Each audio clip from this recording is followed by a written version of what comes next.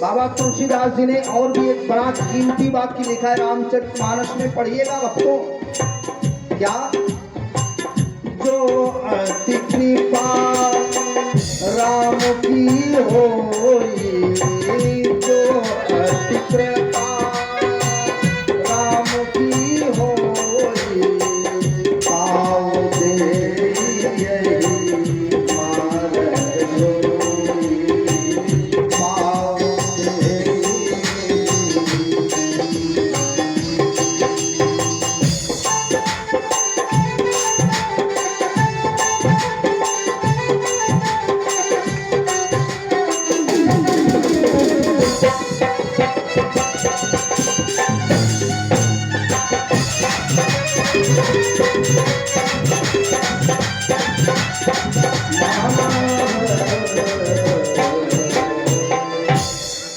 देखिए भगवान की कृपा कैसी होती है।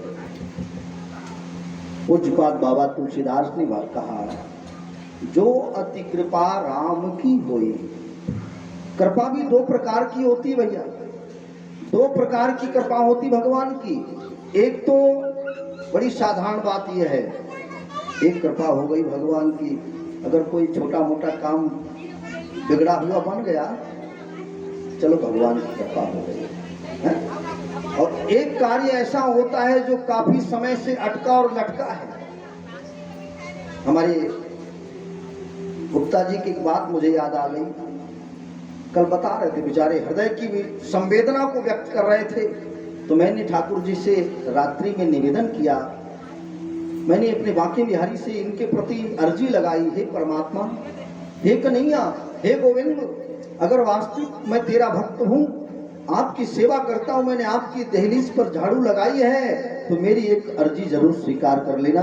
हमारे आदरणीय गिरधारी लाल गुप्ता जी के परिवार को समृद्ध और संपन्न करें और इनके घर के सारे कष्टों का निवारण करें, और इनका जो भी व्यापार ठप हुआ है इसी साल 2026 खत्म ना हो पाए, इनको फिर ज्यों का त्यों सक्षम कर दें।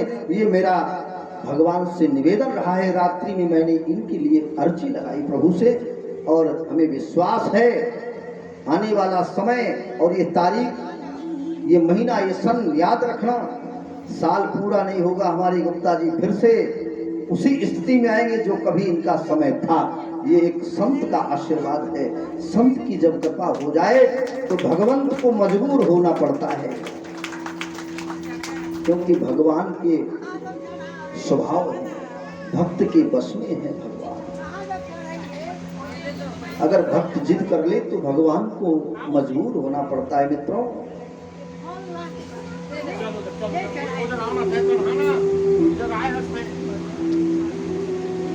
कृपा दो प्रकार की।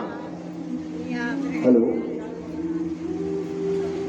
इसमें तो आवाज ओवर नहीं हो रही है, फैल जैसी रही आवाज, आवाज में मिठास नहीं मिल पा रही, थोड़ा सा मिठास बनाइए।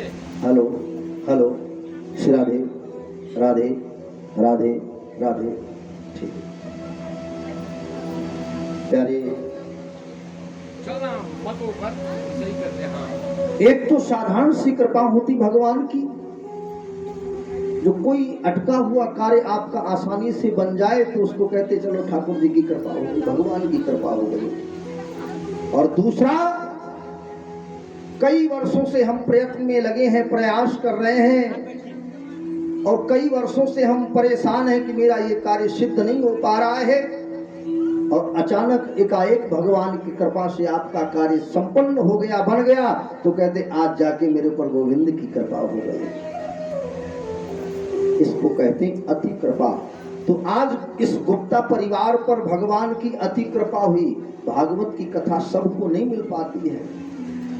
ये कथा उसी को मिलती जिन पर भगवान की संपूर्ण कृपा हो जाए, अति कृपा हो जाए। जो अति कृपा राम की होई, और वही व्यक्ति इस धर्म के कार्य में अपना पैर बढ़ाता है। हमारे गोपाल भैया जी के ऊपर भगवान की कृपा हो गई, जो उनको मौका मिला यहाँ ठाकुर जी की सेवा करने का। समझिएगा, सबको सेवा भी करने का मौका नहीं मिलता है।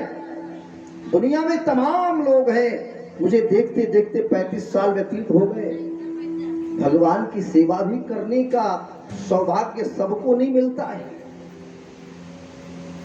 एक घर में 10 लोग होते, लेकिन 10 में से एक ही ऐसा होता है जिनके ऊपर ठाकुर जी की बड़ी कृपा होती है। मेरे भाइयों, आज इस परिवार के ऊपर मेरे गोविंद की अति कृपा है। इनके उद्धार के लिए मेरे कन्हैया ने वृंदावन से आकर के छत्तीसगढ़ की देवभूमि पर पदार्पण किया। आपके गांव में आकर के गोविंद की कथा हो रही है। सूत जी महाराज कहते हैं, अगर हमें जीवन के भवजालों से मुक्त होना है तो करना क्या चाहिए?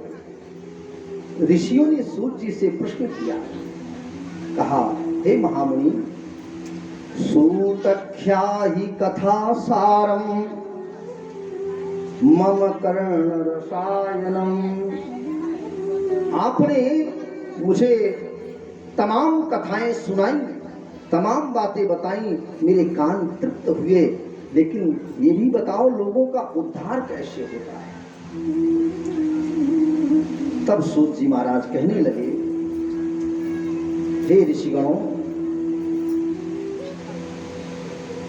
भगवान की कथा को पहले तो सुनना कैसे चाहिए, ये आपको मैं विधान बता रहा हूं।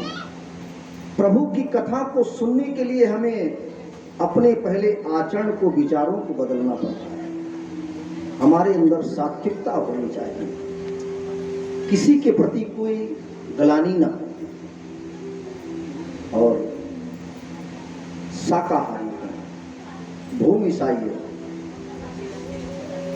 बोले 24 घंटे में एक बार भोजन करने वाला, उसी को भागवत जी का पूरा फल प्राप्त होता है। एकाहारी भूमिशाई श्रीमद् भागवतामृतम। एक बार भोजन करे, भूमि पर आसन लगा करके शयन करे और हर समय गोविंद का गुणगान करे और भगवान का स्मरण करे। ये नियम है कथा का। उसके बाद में अपशब्दों का प्रयोग न करे। कब तक? 7 दिन तक। 7 दिन तक कटु वाणी को न बोले। ऐसी वाणी बोलिए मन का आपा खोए, औरन को शीतल करे आपो शीतल होए। कथा में आने वाले श्रोताओं को सम्मान से बिठावे, उनका स्वागत करें कि आइए बैठिए, भगवान के दर्शन करें, कथा का आनंद लें, उनका सम्मान करें और भगवान की सेवा करें। उसके बाद में बोले भागवत को कब तक पान करें? पिबतु भागवतम रसमालयम।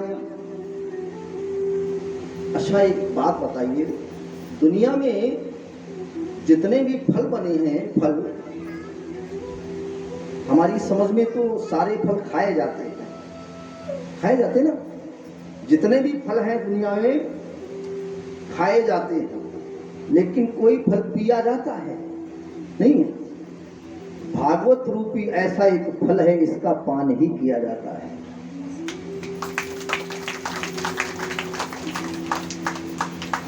दुनिया में जितने भी फल हैं, हर फल में छिलका भी होता है, गुठली भी होती है, लेकिन हमारे भागवत रूपी फल में ना छिलका है और ना ही गुठली है, इसमें रस ही रस है।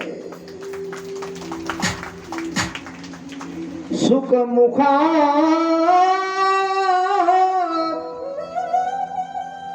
सूत जी महाराज ने कहा, हे ऋषियों, ये कौन सा फल है, इसको समझना है।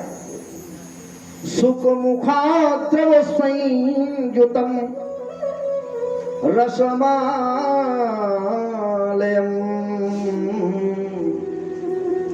भगवान सुख पक्षी तोता के मुख से निकला हुआ ये फल है। सुख मुखाद्रव संयुतम, इतना रसीला है, इतना रसीला है, इतना रसीला है, पीते ही जाओ, पीते ही जाओ, पीते ही जाओ। और कब तक पीना है?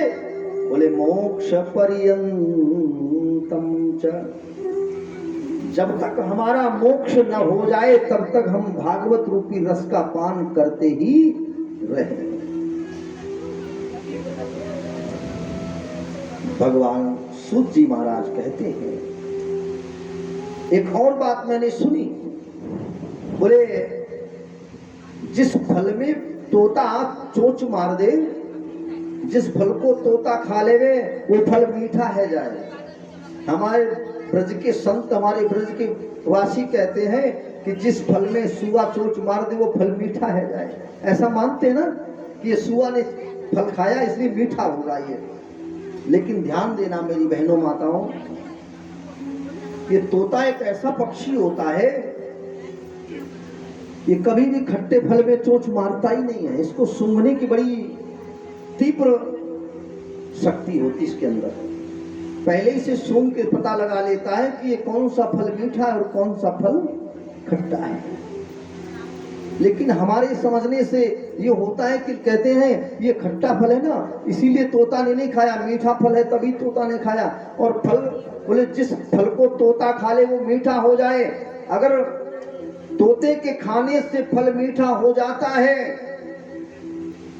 और जिस तोते के मुख से निकला हुआ फल वो कितना मीठा होगा, जरा प्रेम से बोलना जय श्री कृष्ण। वो फल कितना मीठा होगा। आज हम उसी फल का गुणानुवाद कर रहे हैं, उसी अमृत रूपी रस का पान करा रहे हैं। हमारे संतों ने लिखा है, सूत जी महाराज कहते हैं, हे ऋषियों,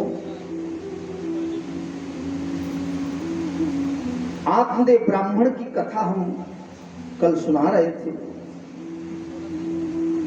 उसकी पत्नी बड़ी दुष्टा प्रकृति की थी, कर्कशा थी, लेकिन कोई बात नहीं, ये भी समय का चक्र होता है। कहते हैं कि जो जिसकी किस्मत में होता वही तो होता है। ब्राह्मण आत्मदेव को संत भगवान मिले, और जिन पर संत की कृपा हो जाए समझो भगवंत की कृपा हो गई। अगर संत ब्राह्मण आप पर प्रसन्न हो गया तो भगवान को प्रसन्न होने में देर नहीं लगती। बोलो जय श्री कृष्ण। आप समझ लें, अगर आपने अपने घर में अपने दरवाजे पर अपने अतिथि भगवान को, ब्राह्मण को नाराज किया या संत को नाराज किया, समझ लो परमात्मा की दृष्टि घूम गई, भगवान नाराज हो गया। भगवान कहते हैं कि मैं ही तो ब्राह्मण का मुख हूं। स्वयं यजुर्वेद में ब्रह्मा जी ने मंत्र लिखा है, स्वयं विष्णु ने कहा, ब्राह्मणों मुखमासीत बाहुरारण्य कृतः रूद वैश्याकुं सूत्रौ अजायतः। मैं ब्राह्मण के अंदर बसने वाला मुख हूं, और जो मैं बोलता हूं वो स्वयं परमात्मा और ब्रह्म ही बोलता है। सूत जी ने कहा, आपने ब्राह्मण को संत ने आशीर्वाद दिया और कहा, महाराज क्यों चिंता करते हो, बेटे से कभी स्वर्ग और नरक की प्राप्ति नहीं होती मैया। अच्छा, आप जिस पुत्र के वियोग में मरने के लिए घूम रहे हो, कल को अगर वही पुत्र की जगह पर कुपुत्र पैदा हो गया, दुष्ट बालक हो गया, तो जिसके लिए आप ये लालसा किए हो कि मेरा बेटा आगे चल के मेरा नाम करेगा, मेरा यश करेगा, और वही बेटा आपका नाम डुबो दे तो बताओ क्या होगा। पुत्र की बजाय अगर कुपुत्र पैदा हो गया तो आपका सब कुछ किया धरा बेकार है। संतान से कभी नरक और स्वर्ग की प्राप्ति नहीं होती है। भागवत जी ने वर्णन किया है। स्वर्ग और नरक की प्राप्ति तो तब होती जब मनुष्य स्वयं अपने इस शरीर से अच्छा भला बुरा कर्म जो करता है उसी का आंकलन होता है। हमारे दाएं और बाएं कंधे पर धर्मराज जी के 2 पार्षद विराजमान रहते हैं, उनका नाम है चित्रगुप्त। जितना हम दिन भर में कार्य करते हैं वो चित्रगुप्त उस पे डायरी पे नोट करते हैं कि आपने आज के दिन में इतना काम किया, कहां पर आपने दान किया, कहां पर आपने अपमान किया, कहां पर आपने अधर्म किया, कहां पर आपने न्याय किया और कहां पर आपने पाप किया है। उसी के मुताबिक जीव को सुख और दुखों को भोगना पड़ता है। ये भी जरूरी नहीं है कि हमने जीवन में पाप नहीं किया तो मुझे कष्ट नहीं होगा। पाप 2 प्रकार से होता है प्रभु, एक तो जान करके पाप होता है और एक अनजान में भी पाप होता है। हम जानते हैं कि मैंने अपनी सोच में, अपने सुध में, अपने याद में कभी कोई अधर्म नहीं किया, लेकिन हो जाता है, भोगना सब कुछ पड़ता है। भगवान वाल्मीकि जी ने लिखा है, अवश्यमेव भोक्तव्यम कृतकर्म शुभाशुभम न भोक्ते क्षीयते कोटि जन्म शतैरपि। आपको करोड़ बार जन्म लेना पड़ेगा और जब तक आपके कर्मों की पूंजी समाप्त नहीं हो जाती तब तक आपको आना और जाना लगा रहेगा। आते रहोगे, जाते रहोगे, आते रहोगे, जाते रहोगे और जब पूरा हिसाब किताब बराबर हो जाएगा उसी दिन आपका आवागमन से रिश्ता खत्म हो जाएगा। प्यारे भगवान संत ने समझाया, ब्राह्मण को नहीं समझ में आया, ठीक कोई बात नहीं। आपने ब्राह्मण ने कहा, बाबा अगर तुम देना चाहते हो तो मुझे पुत्र का आशीर्वाद दो, नहीं तो आप जाइएगा, मैं क्षमा चाहूंगा आपसे। भगवान समझ गए, प्रभु जाने सब बिनहि जनाए। मन की गति को भगवान जान लेते हैं। ब्राह्मण को अपनी झोली से फल दिया, कल ले जाओ और अपनी अर्धांगिनी को फल खिला देना, इस फल के प्रभाव से वो गर्भ धारण करेगी और उसके गर्भ से अच्छा सा सुंदर सा बालक का जन्म होगा। वो बालक आपका नाम करेगा, भगवान का भक्त होगा। ऐसा ब्राह्मण को प्रसाद दिया संत ने और ले जाकर कि वो फल आत्मदेव ब्राह्मण भगवान को प्रणाम किया और चले। प्रभु अंतर ध्यान हो गए, अपने घर में पहुंचे तो उसकी पत्नी धुंधली जो है बड़ी दुष्टा है ना। गोस्वामी जी ने लिखा है, दुष्ट संग जन देई विधाता तेहिते भलो नरक वो बासा। नरक का रहना अच्छा है लेकिन दुष्ट आदमी का साथ नहीं अच्छा है। उसकी गृहिणी धुंधली जो बड़ी दुष्टा है उसने कहा, ठीक है महाराज ले आए हो। अब मन में सोचा, अगर मैंने ये फल खा लिया, साधु का दिया हुआ है, किसी बाबा ने दिया है और बाबा का दिया हुआ प्रसाद कभी बेकार आशीर्वाद नहीं जाता है। संत का दिया हुआ आशीर्वाद, संत का दिया हुआ वरदान कभी बेकार नहीं जाता। एक बार डॉक्टर की दवा फेल हो सकती लेकिन साधु का दिया हुआ आशीर्वाद कभी फेल नहीं होता है। धुंधली ने कहा, ठीक है इसको रख दो, मैं बाद में खा लूंगी, लेकिन वो इतनी दुष्टा है। धुंधली ने वो प्रसाद उठाया फल और अपनी छोटी बहन के पास पहुंच गए। महाराज बड़े सीधे सरल स्वभाव के हैं। छोटी बहन के पास में जाकर के कहा, बहन सुनो, ये फल जो है ना ये हमारे स्वामी जी लेके आए हैं, मुझे तो लगता है ये मेरी मृत्यु का कारण है। अगर मैंने फल खा लिया तो मेरा मरना निश्चित है। धुंधली मन ही मन में बड़ी परेशान है। तो छोटी बहन ने कहा, सुनो बहन, दीदी तुम काहे को परेशान हो, मैं हूं ना। आपकी सारी चिंता को दूर करने का मेरे पास मार्ग है। बोले क्या है? मार्ग ये है कि जितना समय आपका ये फल आए हुए हुआ है ना, उतना ही समय का मैंने गर्भ धारण किया है। बस काम बन गया ना। तुम्हारे पति को तो कुछ जानकारी है नहीं, कुछ ज्ञान है नहीं कि फल गर्भ की अवस्था क्या होती है, गर्भ की स्थिति क्या होती है। जिस आदमी ने गर्भ देखा हो, कभी उसने ध्यान दिया हो, तो उसे पता होगा कि गर्भ का स्वरूप क्या होता है। सीधा ब्राह्मण है। कुंडली की बहन ने अपनी बहन को समझाया और सांत्वना बंधाई का मेरा बेटा अपना कहकर के ब्राह्मण को समझा देना। बस मिली बहन को बहन से इस प्रकार की राय, लुका छिपा कर गाय को वो फल दिया खिलाए। धुंधली ने आपस में सलाह कर ली और सलाह करने के बाद में बंधुओं, हमारी कथा के प्रेमियों, उस दुष्ट नारी ने क्या किया, गाय को फल खिला दिया।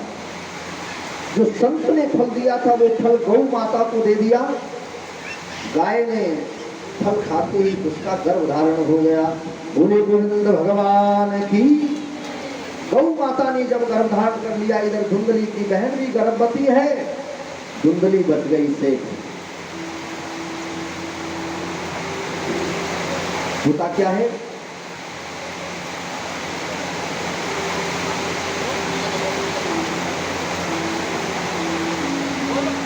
कुछ दिन के बाद में समय व्यतीत, दशमे मानसी वही तस्याम पुत्र रत्नम मजीजनक। 9 महीना पूरे हुए। इधर महाराज आपने ब्राह्मण के यहाँ बगीचे में फल फूल भी आने लगे। गोविंद की कृपा है गई। गाय ने भी गर्भ धारण कर लिया और ब्राह्मण को पता है कि मेरी पत्नी भी अब गर्भ धारण कर चुकी है। बड़े प्रसन्न है, अति प्रसन्न है। और ब्राह्मण कहता है, हे भक्त परमात्मा, हे कन्हैया, इस अधम जीव के ऊपर आपने इतनी बड़ी कृपा की है।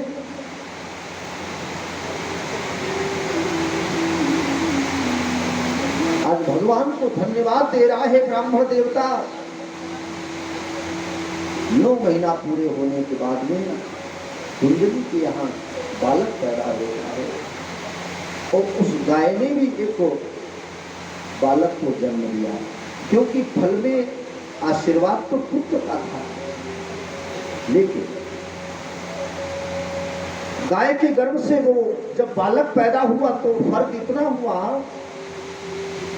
है तो बालक, लेकिन उसके कान जो हैं वो गाय के जैसे हैं। कान गाय के जैसे हैं। बड़ा प्रसन्न है। कोई बात नहीं, एक नहीं 2 लाला हो गए घर में, 2 बालक हो गए। ब्राह्मण आप देख इतना प्रसन्न है, खूब दान किया उसने। और ये सत्य है। देखिए, दान समय पर करना चाहिए। जब स्थिति अनुकूल हो तो उस समय पर हाथ नहीं सिकोड़ना चाहिए। एक बात और बताएं आपको, हमारे जितने भी श्रोता बंधु भक्त बैठे हैं, मैं आपको बताऊं कि दान मनुष्य को समय पर अवश्य करना चाहिए। जैसे कि आप मंदिर में जाएं तो खाली हाथ नहीं जाना चाहिए, देवालय में जाएं तो खाली हाथ न जाएं, कहीं यज्ञ में जाएं तो खाली हाथ न जाएं। क्यों? अपने गुरु को मिलने जाएं, अपने इष्ट को मिलने जाएं, किसी संत से मिलने जाएं तो कुछ न कुछ हाथ में जरूर होना चाहिए। आपके पास धन की व्यवस्था है तो धन लेकर के जाएं, वस्त्र की व्यवस्था है तो वस्त्र लेकर के जाएं, अन्न की व्यवस्था है तो अन्न लेकर के जाएं। कुछ नहीं 2 मुट्ठी चावल ही लेके जाएं। नहीं कुछ बनता है तो मार्ग में कहीं आपको सुंदर से 2 पुष्प मिल जाए तो वो ही लेकर के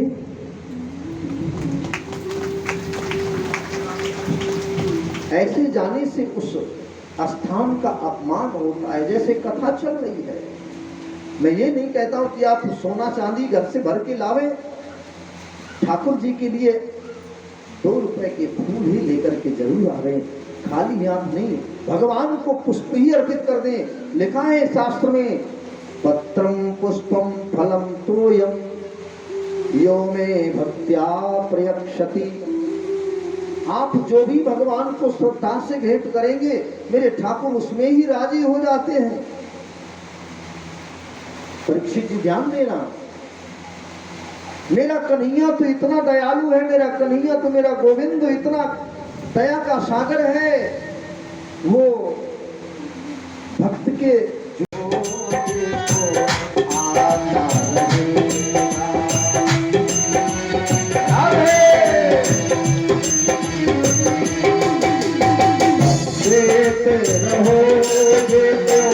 आता रहेगा,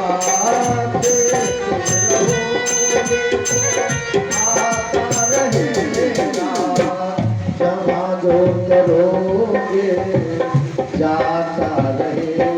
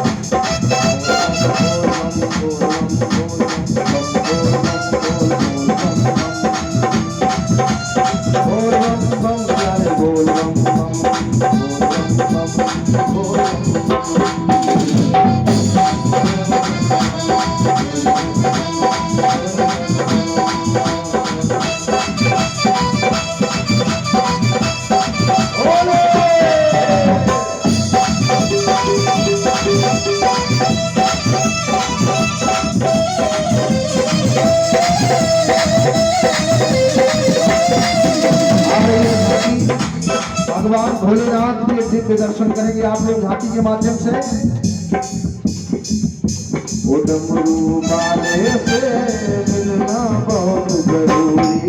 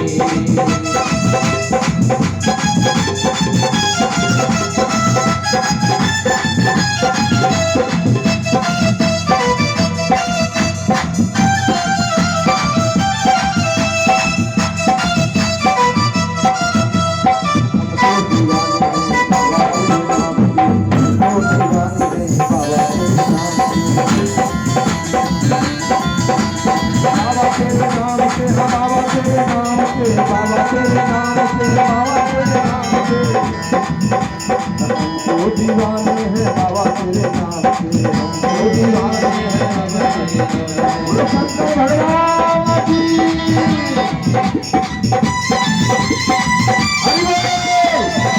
सभी लोग जोड़ी करके खड़े हो जाए और बाबा का स्वागत करें। आपके सामने भगवान भोलेनाथ का दिव्य रूप है।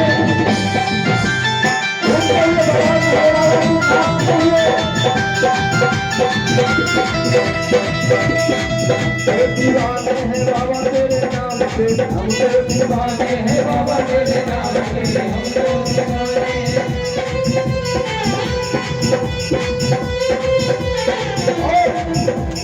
बंदा है बाबा तेरे नाम से, बंदा है बाबा तेरे नाम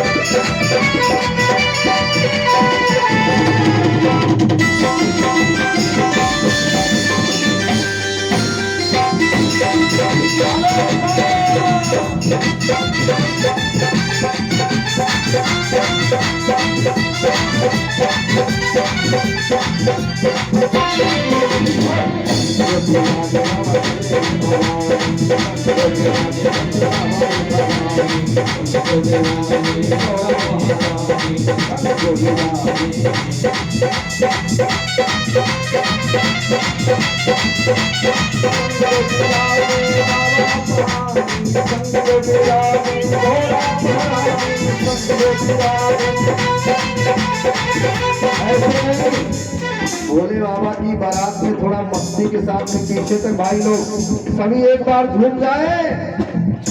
अरे संगो विराज बाबा को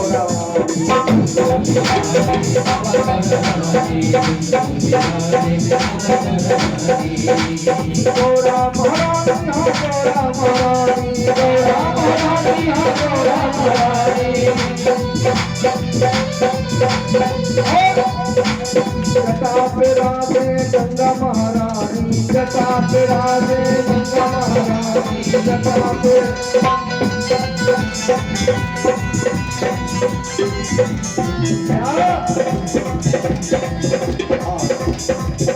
अरे मेरा बहुत जरूरी बाबा आना बहुत जरूरी।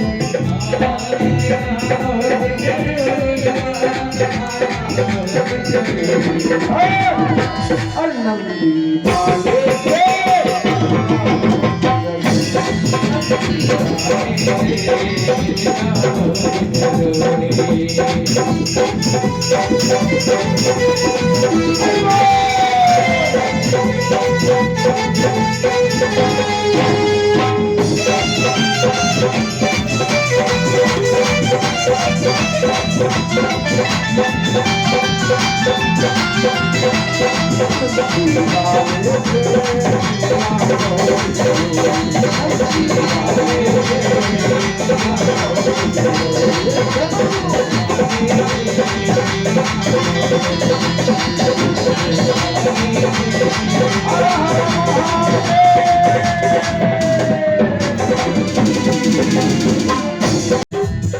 एक बार जोरदार तालियों से बाबा का स्वागत